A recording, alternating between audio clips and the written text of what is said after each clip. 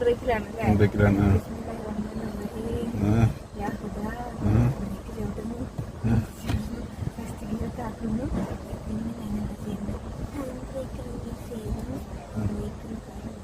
ശരിക്കും വണ്ടി സ്റ്റാർട്ട് ചെയ്തിട്ട് ഹാൻഡ് ബ്രേക്ക് റിലീസ് ചെയ്യാൻ പാടില്ല പാത്തുമ്മ. കയറ്റ ഇറക്കൊക്കെ ആണെങ്കിൽ ബ്രേക്കിലൊക്കെ ആണെങ്കിൽ ഈ പെടും.